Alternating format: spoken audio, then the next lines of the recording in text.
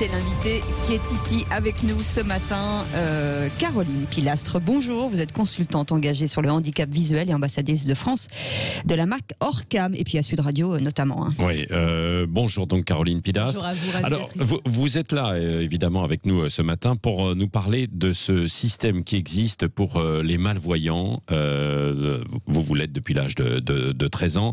Alors ça existe depuis quelques années déjà, mais il y a un nouveau coup de booster avec une campagne qui a été lancée hier et révélée hier. Votre parrain, entre guillemets, c'est Lionel Messi, et vous êtes l'ambassadrice pour la France de ce procédé. Alors expliquez-nous, parce que pour les malvoyants, c'est quasiment une révolution. Ça permet de voir ou de lire certaines choses. Exactement. J'ai eu la chance, fin janvier, début février, de partir à Barcelone. Donc tout ça était avant la période de la Covid, pour participer à un événement top secret. Je ne savais pas jusqu'au jour J que j'allais rencontrer Dieu, le Messie. Lionel Messi. C'était assez extraordinaire. Tout était extrêmement timé, codifié. Il y avait une horde de journalistes internationaux.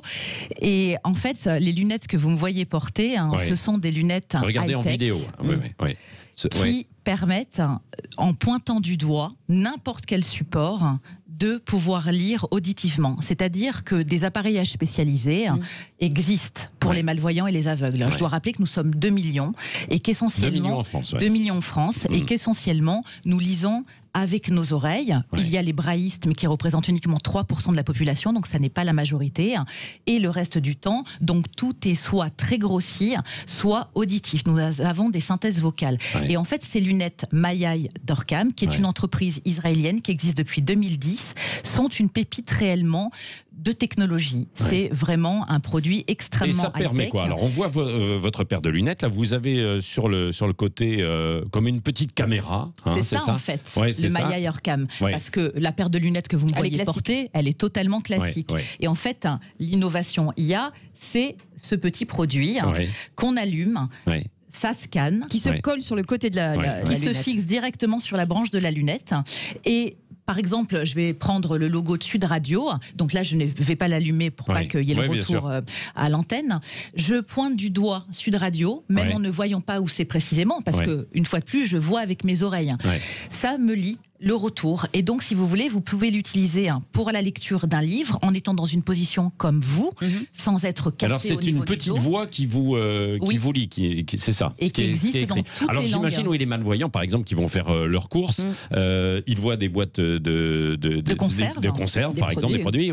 Vous appuyez sur la boîte, enfin, vous indiquez avec votre doigt, et ça va lire un petit peu le détail, quoi. Et ça lit les ingrédients, ça lit vraiment tous les supports. Ça peut être une boîte de médicaments. La révolution, pour moi, ça a été de lire un menu seul, sans être accompagné d'un proche qui, évidemment, en fonction de mes goûts, me faisait une sélection, n'allait pas de manière rébarbative lire toute la carte. Donc, ça apporte de l'autonomie et de l'indépendance de façon nomade. C'est très simple d'utilisation et surtout, c'est extrêmement discret parce que la majorité du temps, nous utilisons des loupes électroniques et les téléagrandisseurs qui sont des espèces de grands plasmas. Tout est complémentaire. Je ne suis pas en train de dire, puisque moi aussi, je possède d'autres appareillages spécialisés, que cet appareil est mieux que d'autres. Mais en termes d'intelligence artificielle, c'est une véritable nouveauté et innovation parce qu'une fois de plus, je peux les sortir comme vous, je les ai dans mon sac et si par exemple j'ai besoin de lire une plaque de rue et que je n'arrive pas à apercevoir une personne, eh bien je vais prendre mes lunettes, je vais essayer de viser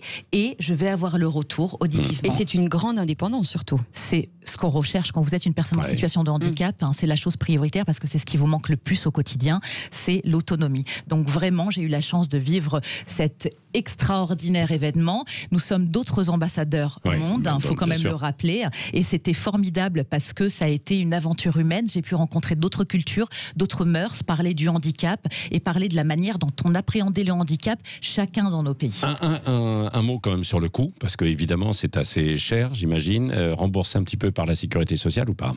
C'est onéreux, comme tous les appareillages spécialisés pour personnes en situation de handicap. Ça vaut des milliers d'euros. 4-5 000, c'est ça? Exactement. C'est remboursé en toute petite partie par la Sécu, malheureusement, hein, comme pour vos lunettes, hein, on connaît le coût, et par la MDPH, qui est la Maison départementale pour le handicap. Il y a une prise en charge. Après, ça dépend du taux d'invalidité de chacun, ça dépend de la situation et du statut social de chacun, mais il y a une prise en charge, le temps de monter le dossier, que ça passe en commission. Est-ce que ça traduit, par exemple, si vous vous déplacez à l'étranger, est-ce que ça traduit ou est-ce que c'est uniquement dans la langue que vous avez sélectionnée? Pas encore, moi j'ai ma langue, hein. Donc du coup, quand j'ai fait le test devant eux, parce que j'étais avec une prod de 70 personnes, j'ai eu la boîte, je devais l'ouvrir et j'ai eu le retour en français. Et en fait, ce qui était formidable, c'est que mon frère m'a accompagné. Donc il y avait, si vous voulez, le côté émotionnel en plus, et il y a une reconnaissance des visages.